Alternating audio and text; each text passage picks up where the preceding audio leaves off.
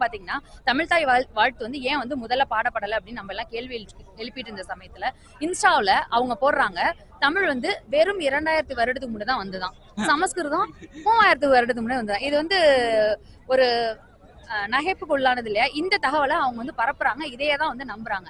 இப்ப இந்த தெளிவு இல்லை அப்படின்னா அதற்கு மாற்றா யாரை தேர்ந்தெடுக்கணும் அப்படிங்கிற தெளிவு தான் இல்லை.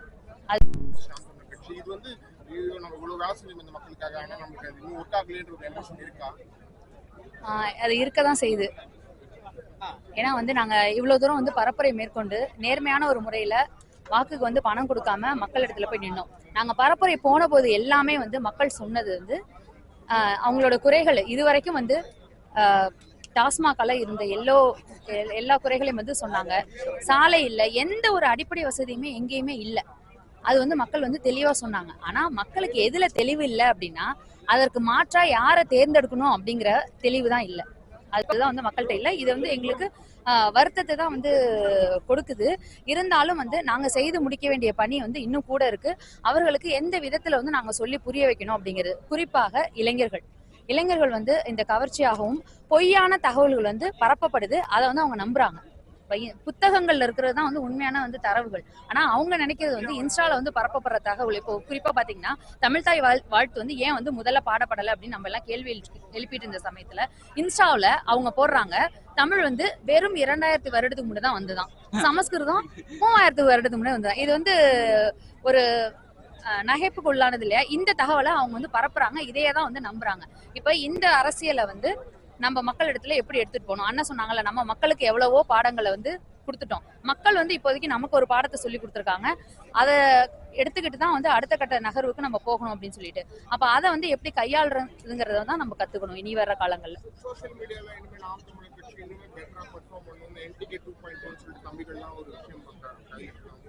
அது எப்படி பாக்குறீங்க? இன்னும் சோஷியல் மீடியால நீங்க ஒன்னு ஃபாலோ பண்றீங்க, நீங்க ஃபாலோ பண்ணிக்கணும். சோ இன்னுமே பெட்டரா நம்ம இன்னும் ஒர்க் பண்ணணும். ஏன்னா அவங்களாம் ஒரு கூட்டா ஒர்க் பண்றாங்க, அவங்களுக்கு ஒரு டீம் இருக்கு, அவங்க ஒர்க் பண்றாங்க. ரூட் இருக்கு, பென் இருக்கு. நமக்கு அப்படி இல்லை, நம்ம தான் ஒர்க் பண்ணிக்கணும் அப்படின்றதுனால ஒர்க் பண்றாங்க. அது எப்படி பாக்குறீங்க? ரூட் இருக்கு, பென் இருக்குங்கல, பணம் இருக்கு இல்லைங்களா? பணம் வந்து கோடி கோடியா கொள்ளடிச்ச பணம் இருக்குது. அந்த பணத்தை வச்சுதான் அவங்க இதெல்லாமே செய்யறாங்க. சமூக வலைதளங்கள்ல வந்து மற்ற எல்லா கட்சியை விடவும் உண்மையாகவும் நேர்மையாகவும் வலிமையாகவும் இருக்கக்கூடிய ஒரே வந்து கட்சி நாம் தமிழர் கட்சி மட்டும்தான். நாம் தமிழர் கட்சியின் ஐடி விங் மட்டும்தான் இப்ப வரைக்குமே வலிமையா இருக்கு. அதுல எந்த மாற்று கருத்தும் இல்லை. எந்த இடத்துல நம்ம தோற்றோம்னு சொல்ல முடியாது. எந்த இடத்துல மட்டும்னா அவர்களுடைய வதந்திகள் பொய், சரிங்களா? இதை வந்து மக்கள் இடத்துல சீக்கிரம் வந்து போய் சேருது. தந்தியை விட வந்து வதந்தி தான் வந்து அதிகமா வந்து மக்கள் இடத்துல போய் சேரும். அதுதான் சேர்ந்துட்டு இருக்கு. அதை வந்து நம்ம ஃபேக்ட் செக்கிங் மாதிரி நம்மளே இருந்து அதை செய்து இந்தந்த தகவல்லாம் வந்து மக்களுக்கு தவறாக பரப்பப்படுதுங்கிறத எடுத்துட்டு போகணும் அப்படின்னு நினைக்கிறேன். குறிப்பா இளைஞர்கள் கையில இருக்கிற அந்த மொபைல் வந்து அவங்க எப்படி பயன்படுத்துறாங்க அப்படின்னு சொல்லிட்டு தகவல்கள் மாற்றப்படுது, தகவல்கள் திருடப்படுது, வரலாறு வந்து மருவி சொல்லப்படுது மக்கள்கிட்ட. அதை வந்து தடுக்கணும் அப்படிங்கிறது தான் இப்ப நம்ம வேகமா அவங்களோட வீரியமா நம்ம எடுத்துட்டு போகணும் அப்படிங்கிறது இது ஒண்ணுதான். விஜய விமர்சித்த நாம் தமிழர் கட்சியோட இந்த மாதிரி வாக்குகள் சரியதுக்கு காரணம் அப்படிங்கிறாங்க. நீங்க எப்படி பாக்குறீங்க?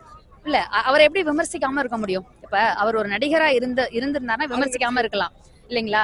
இப்ப அவரு ஒரு நடிகரா இருந்தாருன்னா ஒரு அரசியல்வாதியா வந்துட்டாரு. அப்ப அவர் ஒரு கருத்தை வந்து மக்கள் முன்னாடி முன்வைக்கிறாரு. தமிழ் தேசியமும் திராவிடமும் ஒண்ணுங்கிறாரு. அப்புறம் அவரை விமர்சிக்காம என்ன பண்ண முடியும்? இப்ப தமிழ் தேசியமும் திராவிடம் எப்படி ஒன்னாக முடியும்? ஒன்னாக முடிஞ்சதுன்னா இப்ப வந்து காங்கிரஸும் டிவிக்கும் ஒன்னா இருக்காங்கல்ல, அது எப்படி சாத்தியமா இருக்கு? தமிழ் தேசியமும் திராவிடமும் ஒண்ணுன்னு எந்த வகையிலுமே வந்து அதை ஒத்துக்கொள்ளவே முடியாது. அப்படி ஒரு அரசியலை வந்து மக்கள் இடத்துல முன்வைக்கிறாங்க. அப்ப இத்தனை வருஷமா தமிழ் தேசியம் பேசிட்டு இருக்காங்க, அதை விமர்சிக்காம என்ன செய்வோம்? இதுல இருந்து என்ன தெரியுதுன்னா அவங்களுக்கு கொள்கை அல்ல அப்படிங்கிறது தெரியுது. அதாவது என்ன சொல்றாங்க அப்படின்னா 200 கோடியை விட்டுட்டு வந்துட்டாரு, 500 கோடியை விட்டுட்டு வந்துட்டாருன்னு சொல்றோம். நாங்க வந்து இன்னொரு கருத்தை நான் முன்வைக்கிறேன். என்னன்னா, சினிமா துறையில் 200 கோடிகளும் 500 கோடியும் புழக்கத்துல இருக்கிறதுக்கு காரணம் என்ன? அது என்னோட கேள்வி. இப்ப எல்லாமே அது வந்து ஒரு ப்ரொஃபஷன், அது வந்து ஒரு துறை இல்லைங்களா? அது ஒரு வேலை. இப்ப எப்படி வந்து ஒரு இன்ஜினியர்ஸ் இருக்காங்களோ, டாக்டர் இருக்காங்களோ, மற்ற ஒரு துறை சார்ந்த நிபுணர்கள் எல்லாம் எப்படி இருக்காங்களோ, அது போல அதுவும் ஒரு துறை. அதுல இருந்து வந்து அவங்க சம்பாதிக்கிறாங்க. அந்த துறையில் மாத்திரம் எப்படி வந்து 200 கோடி 500 கோடி வந்து பணப்புழக்கம் எப்படி வந்ததுங்கிறத முதல்ல அவங்க சொல்லணும். ரஜினிகாந்த் அவர்கள் ஒப்புக்கொண்டிருக்கார், நான் கருப்பு பணத்தை சம்பளமாக பெற்றுக்கொண்டு இருக்கிறேன் அப்படின்னு அவரே வந்து சொல்லி இருக்கிறாரு. இப்ப அந்த துறையில இருக்கிற மற்ற தொழிலாளிகளுக்கு இந்த சம்பளம் வந்து போகுதா? லைட்மேன்ல இருந்து அதை நம்ம இப்ப மக்களுக்கு நீ வந்து நல்லது பண்றது இருக்கட்டும், ஒன் துறை சார்ந்த மற்ற எல்லாருக்கும் வந்து அது போகுதானு. சுந்தர்சி வந்து ஒரு இதுல சொன்னார்ல, பெரிய ஹீரோஸ் வச்சு பெரிய பட்ஜெட் படம் எடுத்தா நான் பெரிய ஹீரோஸ் மட்டும் வச்சு எடுக்க மாட்டேன், ஏன்னா இருக்கிறதுல பாதி வந்து தயாரிப்பாளர்கிட்ட இருந்து வாங்குற பாதி பணம் அவங்களுக்கே போயிடுது, மற்ற எல்லாருக்கும் வந்து கிடைக்க மாட்டேங்குது அப்படின்னு. அப்ப அது வந்து ஒரு கொள்ளை தானே, அது ஒரு கொள்ளை, அது ஒரு திருட்டு, அது ஒரு ஊழல் மாதிரி தான். அதான் மக்கள் புரிஞ்சுக்கணுமே தவிர 200 கோடியை விட்டுட்டு வந்துட்டான்னு சொல்லக்கூடாது. 234 தொகுதியிலையும் நாம் தமிழர் கட்சி இவ்வளவு உண்மையா இருந்துட்டு டெபாசிட் இழக்குது, அந்த தருணம் நீங்க உங்க தொகுதியில முக்கியமா நீங்க எனக்கு மிகுந்த, அதாவது வெளில சொல்லலாம், நாங்க மீண்டு வருவோம்னு, நாங்க உறுதியா மீண்டு வருவோம். ஏன்னா வந்து நாங்க போராடி ஒரு இயக்க களமா இருந்து அதன் பிறகுதான் வந்து அரசியலுக்கு வந்தோம். வாக்கு அரசியலை முன்வைத்து நாங்க வந்து வரல, சரிங்களா? அப்போ அது வந்து நாங்க முன்னெடுத்துட்டு போவோம். இருந்தாலும் அது வந்து அந்த இடத்துல இருக்கும்போது வலியும் வேதனையுமா இருந்தது. ஆனா அந்த கடைசி நிமிடம் நான் அந்த கவுண்டிங் அப்போ காலையில இருந்து மாலை வரையும் நான் அந்த இடத்த விட்டு நகரவே இல்லை. அது வெற்றியோ தோல்வியோ அவமானமோ என்னவோ நம்ம அங்கதான் இருக்கணும்னு சொல்லிட்டு கடைசி வரைக்கும் அங்கதான் இருந்தேன் நான். அது மிகுந்த வலியும் வேதனையும் தரக்கூடியது. முக்கியமா நகர பகுதிகளை விட கிராம பகுதிகளுக்கு நான் பரப்புரை போகும்போது மக்கள் என்கிட்ட வந்து இந்த வரவேற்பையோ இதை கொடுக்கல அப்படின்னா பரவாயில்ல. மக்கள் வந்து குறிப்பா பெண்கள் வந்து ஒரு 50 பேர் 100 பேர் ஒரே இடத்துல கிராமங்கள்ல ஒண்ணு கூடி வரவேற்பு கொடுத்தாங்க, நம்பிக்கை கொடுத்தாங்க. மாற்று தான், ஆனா அந்த மாற்றா நாங்க உங்களை தான் தேர்வு பண்ணுவோம் அப்படின்னு சொன்னாங்க. அப்ப அந்த வாக்கு எங்க போயிடுச்சு அப்படிங்கிற ஒரு கேள்விதான் எனக்குள்ள வந்தது. ஒரு பூத்துக்கு வந்து ஒரு 100க்கு கீழே குறைஞ்ச 50 30ன்னு வரும்போதெல்லாம் வந்து வேதனையா இருந்தது. அந்த வழியை வந்து சொல்லவே முடியல என்னால.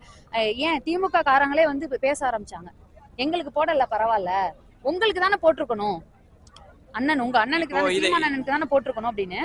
என் தொகுதியில இருந்த திமுக காரர்கள் காரைக்குடியில என்ன நடக்குதுன்னு சொல்லி யாரையாவது கேட்டு சொல்லுங்கன்னு சொல்லி அந்த அளவுக்கு அவங்க அண்ணன் ஒருவராவது ஜெயிக்கணும் அப்படின்னு சொல்லிட்டு கடைசி நிமிடத்துல மாறினாங்க. அவங்களே வந்து என்கிட்ட சொன்னாங்க, இனிமே வந்து நாங்க ஒரு பாடம் கத்துக்கிட்டோம், காசு கொடுத்து நாங்க வந்து ஓட்டை வாங்க மாட்டோம்னு நாங்க பாடம் கத்துக்கிட்டோம்னு சொன்னாங்க.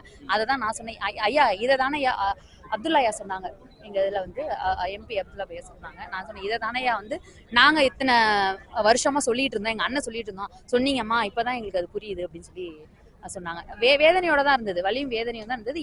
இது எப்படி சாத்தியப்பட்டது அப்படிங்கிறது இந்த 15 நாளும் அதை சுத்தியே தான் எங்க என்ன ஓட்டங்கள் குழப்பங்கள். அதுக்கப்புறம் இந்த வாக்கு எண்ணிக்கையின் பிறகு நடந்த இந்த கேலி கூத்தெல்லாம் இருக்கு பாத்தீங்களா, அதெல்லாம் இதுக்கு முக்கியமான காரணமா என்னன்னு பாக்குறேன்னா, தமிழன் வரணும்னு சொல்றான், ஆனா வந்த ஒரு தமிழன் எப்படி அதை இழந்துட்டு நிக்கிறாரு. ஐயா எடப்பாடியார் மேல எனக்கு மிகுந்த கோவம். அந்த மனுஷன், அந்த ஒரு ஆள் வந்து ஒழுங்கா எதிர்கட்சியா இருந்திருந்தாருன்னா இன்னைக்கு இது தேவையே இல்லை. சரியான எதிர்கட்சியா இருந்து அனைத்து தமிழர்களையும் அவர் அரவணைச்சிருந்தாருன்னா ஓரளவுக்கு அவர் நல்லவர் நான் சொல்ல வரல. அவரோட கொள்கை பிடிப்புல எல்லாம் எங்களுக்கு எந்த இதுவும் இல்லை. ஸ்டெர்லைட்ல கொன்னது அவர் தான், அது தெரியாதுன்னு சொன்னது எங்களுக்கு இன்னமும் கோபம் இருக்கு. இருந்தாலும் நான் என்ன சொல்றேன்னா, ஒரு என்ன இதுல நடக்குதுன்னு நீங்க நல்லா உற்று கவனிச்சீங்கன்னா, தமிழக அரசியல் இருந்தே தமிழர்களை துடைத்தெறிய வேலையை மிக நுட்பமாக செய்து கொண்டு வருகிறார்கள். நீங்க நல்லா வந்து அந்த மைக்ரோ பாலிடிக்ஸ், நல்ல நுண் அரசியல் நீங்க உற்று நோக்குனீங்கன்னா, தமிழக அரசியல் இருந்து முற்று முழுவதுமா தமிழர்களை துடைத்து எறியணும். எதிர்கட்சியும் சரி ஆளுங்கட்சியும் சரி நம்ம தான் உட்காரணும். விஜய் ஏற்கிற சுத்தி உள்ளவங்க யாரு? தெலுங்கர்கள், அப்படித்தானே?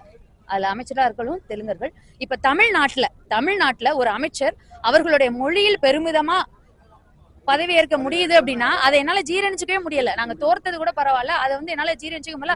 அதற்கு ஹிந்தியில பேசுறது, அதுக்கு வந்து அவர்கள் கொடுக்கக்கூடிய விளக்கம், அது முதல் பெண் அமைச்சர் அப்படின்னு சொல்லிட்டு ஒரு தவறான பொய்யை வந்து பரப்புறது, இதெல்லாம் வந்து ஏற்றுக்கொள்ளவே முடியல. அது உண்மையாவே சட்டமன்றமா இல்ல வந்து ரசிகர் மன்றமா அப்படின்னு தெரியல. உண்மையாவே சட்டமன்றத்தில் இருக்க வேண்டிய நாம் தமிழர் பிள்ளைகள் இன்னைக்கு மறுபடியும் தெருவில் இறங்கி போராடிட்டு இருக்கோம். மக்கள் மன்றத்திலே நிக்காத ஒருத்தவங்க வந்து இன்னைக்கு சட்டமன்றத்துல போய் உட்கார்றாங்க அப்படிங்கிறப்ப ரொம்ப வேதனை இருக்கனால வந்து உதயநிதி துணை முதலமைச்சரா அப்படிங்கறத இன்னும் ஏத்துக்க முடியாம நெஞ்சுவலி, அதுவே உண்மை அது ஏத்துக்க முடியாம இருக்கும். லியோனி எல்லாம் பாடநூல் ஆசிரியரா போட்டிருக்காங்களாங்கிறத என்னால தாங்க முடியல. அப்ப இப்ப பாருங்க யாரு கல்வித்துறை அமைச்சர் அப்படிங்கறத. இதெல்லாம் வந்து வேதனை தான். அந்த வேதனைக்கான பதில் வந்து மக்கள் வந்து தேடுவாங்க. அண்ணன் சொன்ன மாதிரி மக்கள் கொடுப்பாங்களா இல்லையான்னு எனக்கு தெரியாது, அவசியம் வந்து மக்கள் தேடுவாங்க.